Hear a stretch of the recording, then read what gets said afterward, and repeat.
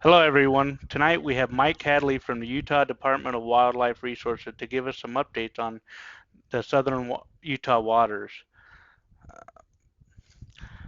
Before we get to that, I want to go over a couple announcements. Tomorrow night, Abby from Endow will be doing a tutorial on family fishing.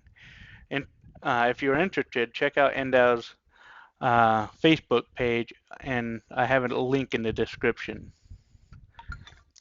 We are still planning on having our fall outing this year.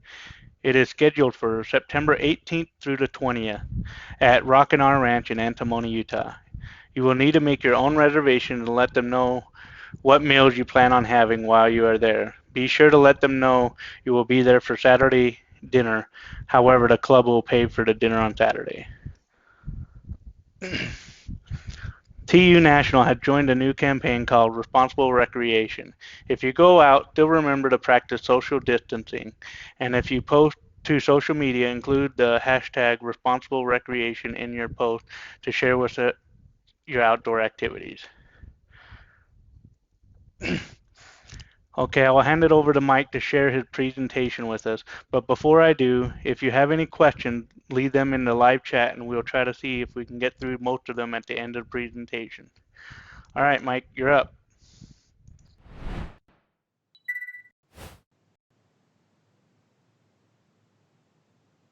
Okay. Can you hear me, Stuart? Okay, is that presentation coming through? Okay, so I'm here to give you a little update on spring fishing and some of the results of our surveys we've been doing this spring. And as we go through this, the big, I guess, message to remember in what we're talking about here is right there, water makes all the difference.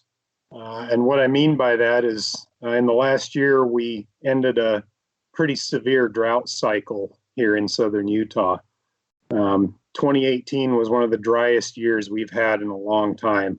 And so there were some pretty severe issues with, lakes being low, water quality problems, things like that. And then in 2019, we had one of our biggest snowpacks in a long time. And so all of our lakes and reservoirs filled up, and that really improved conditions over the last year. And so basically what we're seeing a lot of is like the fish in that picture, a lot of fat, healthy fish with some accelerated growth in a lot of situations. So to start, I just wanted to kind of give a little bit of an update on access and how things are going here in Utah in relation to the virus and different things that are going on there. I found this picture kind of explains how things have been going this spring, how it seems like everything has been falling apart at times. But just to give you an update on where we are now, all water bodies in Utah are open to the public. And that includes anybody from anywhere. We did previously have some restrictions at state parks. For a while, they were only open to county residents, but that restriction has been lifted. And so all our state parks are open to anybody. One thing to remember, just to let you know of, our state parks in Washington County, Sand Hollow, Quail Creek, and Gunlock, those reservoirs, the parks have been extremely busy on the weekends. There's a lot of people going to those parks, and they've actually been having to shut the park down, close it to any more visitors about 9 or 10 o'clock in the morning, just because they're already full to capacity on what they can hold in those parks. And so if you're interested in visiting any of those places, I would strongly suggest visiting during the week or waiting till things start to calm down a little bit more. The other one that's been a little bit different is Lake Powell. They've been working on a kind of a phased in opening, and starting tomorrow, May 15th, all the boat ramps will be open. Most of the boat ramps will be open to all visitors. And so that's 7 days a week, 24 hours a day. Some of their other concessions are still phasing in to opening. So if you're interested in any of those, visit the Glen Canyon National Recreation Area website to get some details on that. Okay, so then the main thing I want to talk about with you today are the results of our netting surveys that we've done this spring. These surveys are what we do to monitor our fish populations in a lot of our lakes and reservoirs.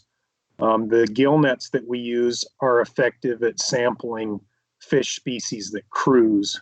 So basically they target trout, wipers, and some of our other rough fish that we're interested in, like chubs and suckers.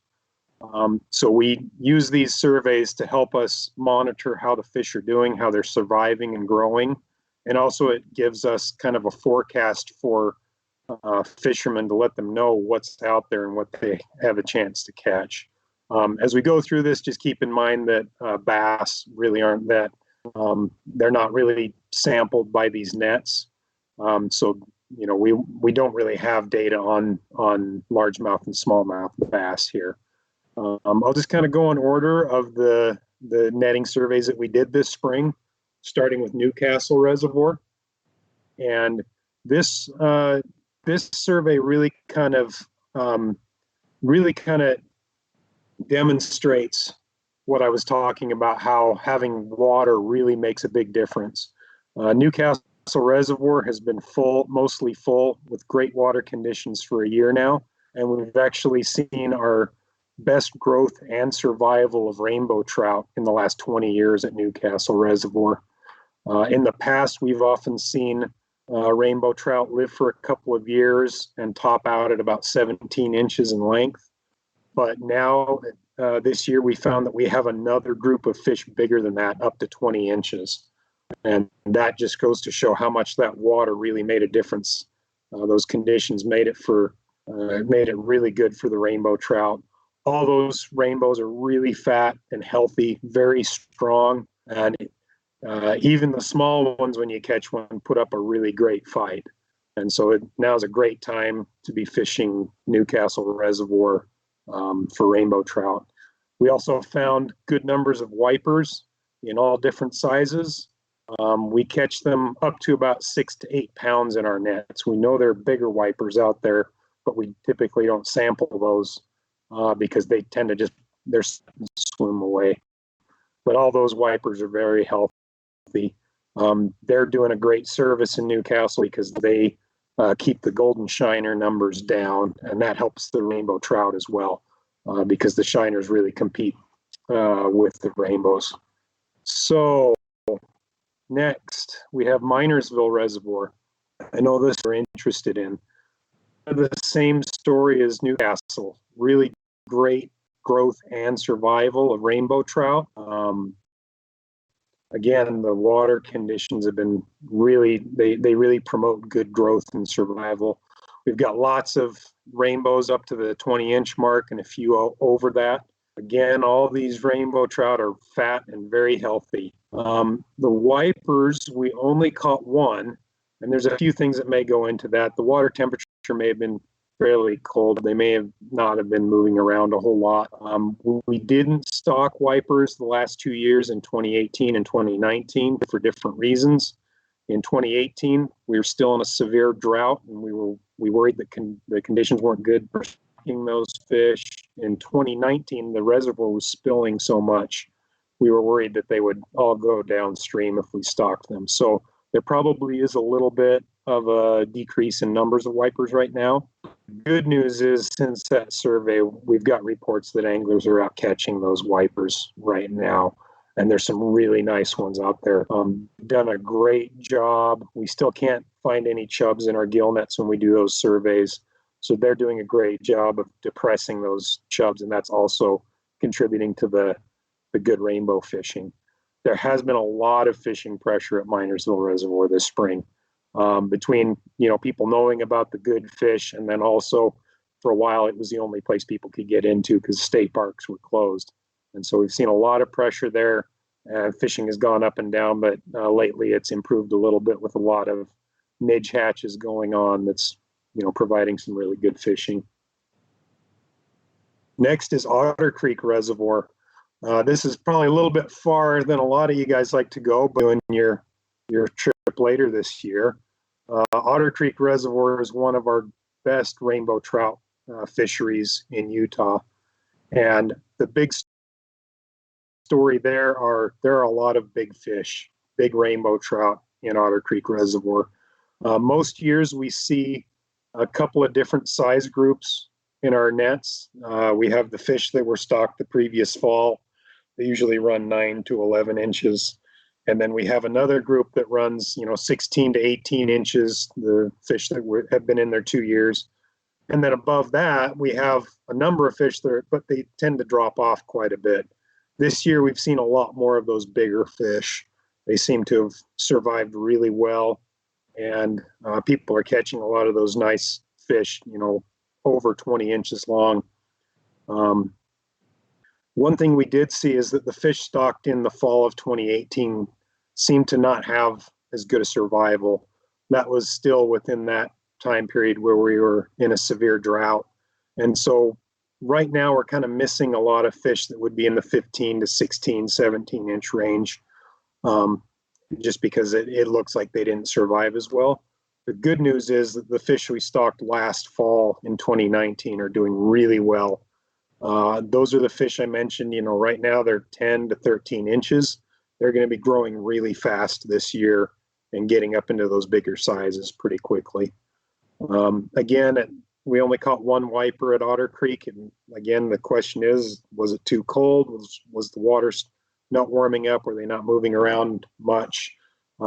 They also seem to have some different behaviors there. We go many years where we don't see very many wipers in our gill nets. I think it may be a behavioral thing if they're spending a lot of time out in the middle of the lake away from where we set our nets. The good news is that we saw a pretty big decrease in the number of chubs in Otter Creek Reservoir, which compete with the trout. We had a big spike last year because a reservoir upstream was drained, and that flushed a lot of chubs down to Otter Creek. But it appears that, those numbers decreased. I'm hopeful that means that the wipers did a good job of reducing them. The other really exciting thing we saw were some pretty big brown trout in Otter Creek Reservoir. That picture there, I believe that one was about 8 pounds. We saw a few in that 6 to 8 pound range. Those fish are doing really well. Those are definitely eating chubs as well. They're not as abundant as the wipers, but it's good to see that we're growing some big brown trout there. Is near Otter Creek Reservoir. This one doesn't get quite as much attention as Otter Creek. It struggles a little bit, or quite a bit, with water fluctuation, and it's especially bad during our drought periods. All the water is dedicated to irrigation, and so when we're low on water, that reservoir can really get drained down pretty low. And actually that helps save Otter Creek Reservoir. They try to leave more in Otter Creek and not take as much there. So we have some pretty significant troubles with water fluctuation. On top of that, we also have a dense population of Utah suckers in PIUTE Reservoir that also compete with the trout pretty heavily. So we actually made the decision during our most recent severe drought period that we were not going to do a regular stocking of trout, just because the conditions were more often not suitable for stocking than they are. We did get some occasional stocking of extra fish that were available from the hatcheries, but we haven't stocked a regular quota of rainbows for a couple of years. And then when we went and set some nets this spring, we found a big surprise that we actually have a handful of rainbow trout in there that are doing very well, growing fast, very fat, and we found fish up over 20 inches long in there. That fish in the picture is, I believe it was about 24 inches and 6 pounds. So these rainbow trout are not abundant. There's not a lot of them, but they have grown really well during the last year because of the good water conditions. As I mentioned, we're not going to be doing regular stocking just due to always the threat of water fluctuation. but we will stock extra fish that are available when the water levels are good, and that may carry us through. So if Paiute Reservoir is somewhere that sounds interesting, there's a chance it's some really nice fish, but the catch rate is probably going to be pretty low. Red Creek Reservoir, this one was affected by the Bryan Head fire back in 2017. We had some significant flooding down into this reservoir, carried a lot of ash into the reservoir, and that killed most of the rainbow trout that used to populate that reservoir. It was sustained by wild rainbow trout spawning in Red Creek upstream of the reservoir, and it was mostly a small fish just because they were a bit overpopulated. Since that time, we stocked after the fire. We restocked it with tiger trout, and we ended up actually overstocking it a bit. And so now we have a lot of small and medium-sized tiger trout up to about 15 inches. You can see in that picture on the right, those are the tiger trout. They're a bit on the skinny side. There's a lot of competition in there right now. What we're hopeful is that we're going to avoid stocking for last year and this year, and see if we can get the numbers to come down a little bit. The tiger trout are sterile, so the nice thing is we can control their numbers by our stocking rate. And so as we allow people to harvest some of those fish, we're hopeful that we can reduce the competition and they'll grow a little bit better. But right now, there's a lot of fish. Fishing is good. They're hungry and they're active and aggressive. So it's a good place for people to go and catch a lot of fish. We do have some Bonneville cutthroat trout in there as well that we stocked both in the reservoir and in the creek upstream. And as you can see, those fish on the left are actually a little healthier. They're not competing directly with the tiger trout, it appears. They're actually doing pretty good feeding, and they're a lot more healthy. Still not getting any bigger than the tiger trout, but they're fatter fish. So we're hopeful that in the future, this one's going to continue to improve and we can have a really great tiger and cutthroat fishery there. Pank is one that we just completed last week. Some really good news there. Rainbow trout numbers are way up. We did stock a bunch of extra fish last year, and that's making for some really good fishing. We had good water levels last year.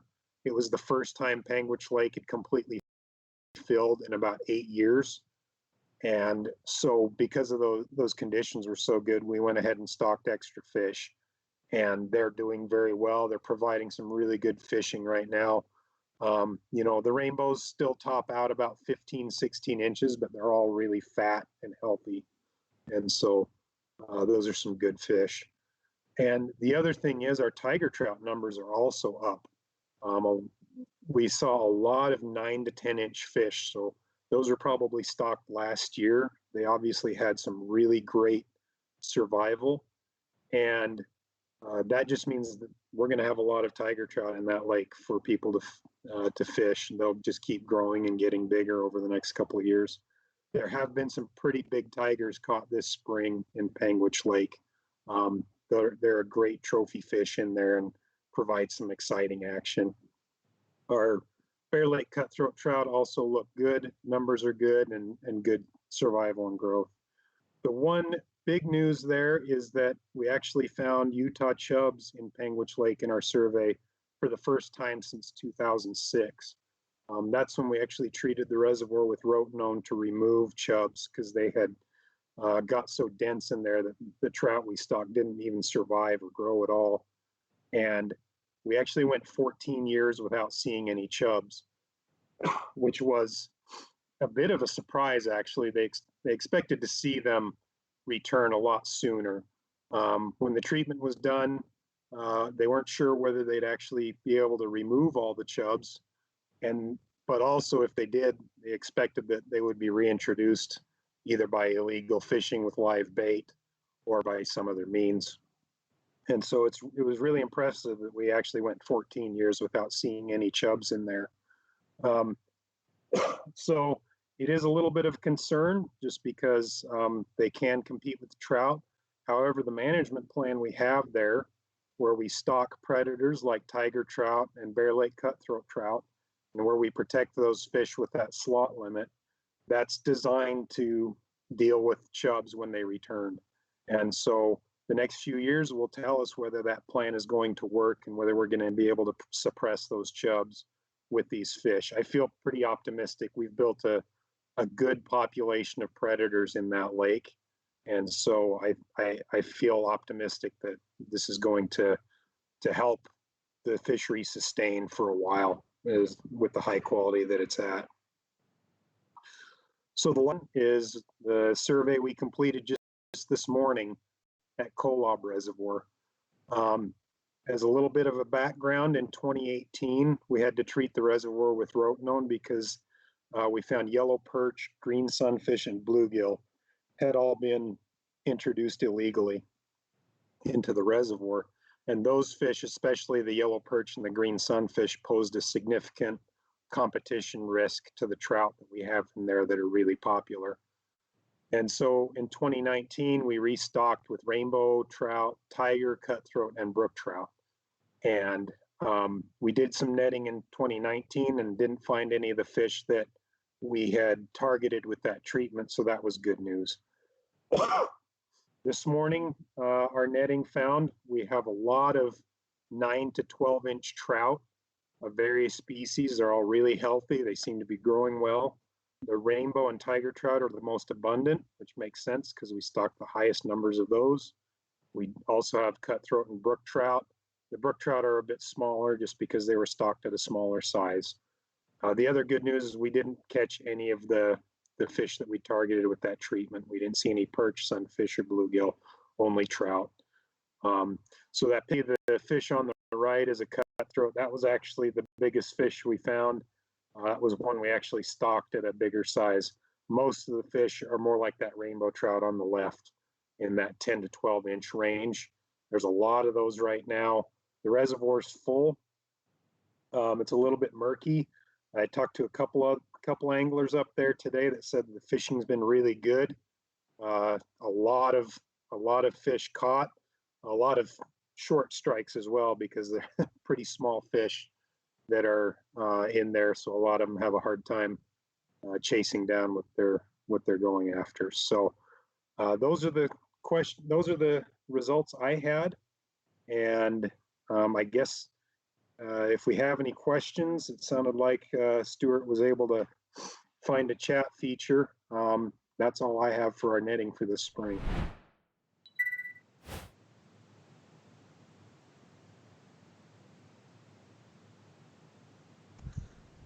Yeah, so Mike, it looked like there haven't been any questions, but on the chub for why is there such a bad echo? In Panguitch, why do you think they got back in there? So because we didn't see these chubs for 14 years, that tells me that the treatment was successful. And the most likely way they got back in is somebody moved them. Now, whether that's somebody using bait illegally or somebody decided they needed to feed all those big predators in there, I don't know.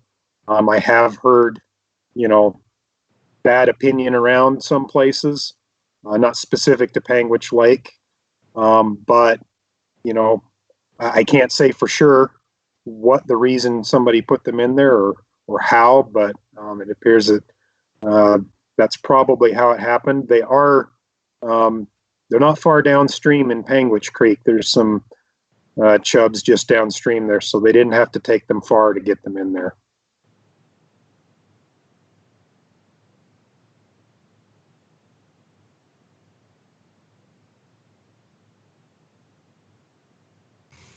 Are there any waters that you recommend better than others? It really depends on the kind of fish that people want to catch and the timing. Right now, I know that fishing's pretty effective at Kolob and Red Creek or Paragoonah Reservoir, but they're mostly smaller fish. Fishing's been really good at Panguitch Lake for the rainbows especially. So those are all good options. Really, for the most part, all the waters I highlighted here have some good fish available, and the fishing can be good at different times. But I'd say all of these are good bets for some, at least a chance at some good healthy fish. How are the roads to the higher lakes currently? So our spring really heated up the last month, and so actually we've got a lot of snowmelt coming off even up to the highest elevations.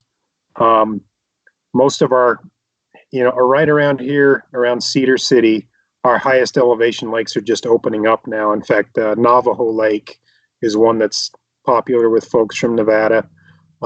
Just the last weekend, the ice came off that, and the road, all the snow melted off the road. So that all happened very quickly, and so we're actually going to do some netting there next week. So most everything's opening up pretty good. The highest elevations, like Boulder Mountain, is still, that's still coming off. The highest elevation on Boulder Mountain is going to be snowpacked for a little while, but most of the way up to about 9,500 feet is open now. Okay. Awesome. How often do you stock the Lower Beaver Reservoir? Reservoir or river? I am going to actually guess river. Okay. Yeah, so the Lower Beaver River, we stock that usually in the spring with 10-inch rainbow trout. I'd have to check, but I would imagine that's probably been stocked already or fairly soon. We also stock brown trout in there each year, but they're small when we stock them. So, the fish that people are catching there, the brown trout at least would have been stocked last year. But those rainbow trout should have been stocked. They should have been stocked already. If not, it should be pretty soon. Awesome. Yes, they were asking about the river. How are the conditions at Boulder Mountain? I think you kind of said something about that, specifically Donkey Lake. Yeah, so Donkey Lake is one I haven't heard of specifically. I'm guessing it's getting pretty close. I actually went to some lakes on the other side of the mountain a couple days ago, and I was able to get up to about 9,000 feet, drive up there, and then hiking around. There's still snowdrifts in the trees, but they're melting pretty fast. Donkey is probably going to be accessible within the next 2 to 3 weeks, I would say. All right. What is your favorite moving water to fish in southern Utah? That's a good question. The funny thing is I don't fish streams as much as I used to. Since I came to southern Utah, I actually learned how to fish lakes better. But some of my favorites are probably the East Fork of the Sevier River and Kingston Canyon and Black Canyon. Those streams have some nice brown trout. Kingston Canyon tends to have a little bit bigger fish, while Black Canyon has more fish, a little bit faster fishing. But then also AC Creek near the town of Hatch has some nice fish as well, and can be a lot of fun to fish. Awesome. We have a text question. What type of flies do you suggest for the different lakes? That's a tough one. That's a question that we could go on for hours on. Right? Yeah. So personally, when I fly fish, I do most of my fly fishing with streamers. They tend to be some of the most adaptable and tend to work just about everywhere.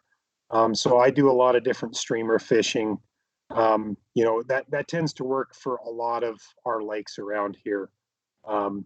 And then, you have to adapt to the activity, the behavior of the fish you see. If you see a lot of fish, near the surface, you want to go shallow or go deeper if the water's warmer. So those are kind of things I would look at. But, right now there's, at Minersville Reservoir, I've heard of a lot of midge hatches. So I think some guys are really getting into catching fish on different dry fly patterns with midges, and or some nymph patterns, things like that. Awesome. Next one is what type of, okay, yeah, you said for Minersville it was midges, and Yeah. then panguitch as well? Yeah, panguitch, I think a lot of times I would go with streamers as well, but you can definitely get some midge hatches going at Panguitch Lake as well. But you know, I've had good luck with streamers at Panguitch. And then, oh, thank you for answering those. How are the headwaters to the Red Creek Reservoir? Is it worth checking out? You know, I would say probably not. That entire stream flooded really badly after the Brian Head fire, and there was some severe damage to the habitat. I don't believe there's much for fish in there right now. We did put some cutthroat in there just to see how what they would do, but there's been some significant flooding since then. Typically, we see pretty heavy flooding for 4 to 5 years after a fire that just keeps scouring the drainage. Once the uplands areas start to recover from the burning and we get a lot of growth up there, then it starts to slow down. And then we'll be actually looking at trying to do some habitat work up there in a few years to help that stream recover. But I'd say right now it's probably not really worth looking at for fishing. All right. Also, if people have some questions later on, is there a good place to find updates on the waters? Yeah, so actually in the last year, Utah created a new type of online fishing report. Our old system was a bit antiquated, and it was hard to get a lot of good information. So now on our website, we actually have a fishing map where you can actually look on the map of Utah and go click on a water body. And not only does it have a fishing report, but it also has a write-up with a whole bunch of background on that water, what kinds of fish you can expect to catch there, what kind of management we do and why, and some of the history behind those waters. I put a lot of time into updating that with some recent information in the last year. So that's a really good resource to go look through that. You can get a lot of information. And then if it generates more questions, you can actually email me to ask more about it. And probably the easiest way to find me is if you go to any of the fishing reports. You can actually, it'll have my name there that you can click on and send me an email from that. Awesome. Yeah, lots of thank yous for answering all these questions. And yeah, I think we covered everything. Thank you for joining us. This was a great talk, very informative, and yeah, it'll be nice checking the map out that you worked so hard on. Yeah, there's a lot of great information. I would send people there. Honestly, the way I treated that is all the information that I would give people when they call me on the phone, I put there. So hopefully I could save us all a little bit of time. But yeah, if there's more questions generated from that, please feel free to contact me either by email or I think last fall I left some cards with my phone number as well. Stuart has that information, so he can also help kind of share that with the group as well. All right, and we do have a couple more questions pop up. Are you still netting, and would you be willing to take any volunteers? So we're just about done with our netting surveys for the spring. Next week we'll be doing Navajo Lake and Fish Lake, and those will be our last. This spring has been a little bit unique. Most of the time we do welcome volunteers. However, with the restrictions we've been under this spring about having groups of people together, we haven't been able to have any volunteers. So I would say this spring we probably can't take volunteers, but in the future we'd welcome it once we're out of our strange restrictions we have right now. Is there a certain time that you start the netting that people should start bugging you? Yes, so every year we start right about the end of March, and then it takes us all the way through the end of May. So if people start contacting me in around February, I would say February or early March is when I usually put my schedule together, and then I can let them know. I also, when I put my schedule together this year, I did share that with with Stuart, and I'll continue to do that so that the the chapter members can get that information. Awesome. All right. And then other than Minersville, do you have a favorite water to fish in the Beaver area? Actually, that brings up something really interesting. So the lakes on what we call Beaver Mountain or the Tusher Mountains, there's a bunch of small lakes in those mountains east of Beaver. And some of those lakes are actually producing some nice fish. Kent's Lake, or what's often called Middle Kent's Lake, actually has some pretty nice tiger trout. We've seen fish up to 11 pounds in there. Is the biggest tiger trout we've seen there. And then Upper Kent's Lake produces some really nice cutthroat and brook trout. And I actually just got through process this winter and spring. We put together a committee of anglers that helped us write a management plan for the lakes on that mountain. For a lot of years, we've managed them all the same, pretty similar. And, we went through a process of surveying folks to find out if they liked the way we manage those lakes.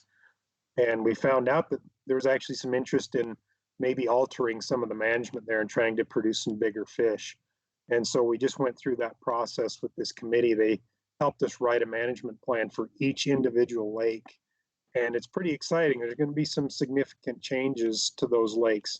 And in most cases, we're going to see some little bit improved quality and sizes in some lakes. So that'll be interesting to see how that goes over the next few years. But there's some good lakes up there. And that's another, if you look on our website on that fishing map, there's some information about those. Awesome. Is that fishing map also available for mobile versions for the phone? Yes, it does have a mobile version. Awesome. All right, I think that is it. I told everybody we answered them live, so this will be saved. And this was really, really awesome and informative. And thanks for doing this virtually. I know you've come down in the past, and with everything's being different, this was really awesome to get to talk to you live. I'm glad we were able to do it. I was worried that we weren't going to be able to meet, and I look forward to coming back and talking with everybody in person again in the future. Sounds great. Have a good night, Mike. Thank you. Thanks.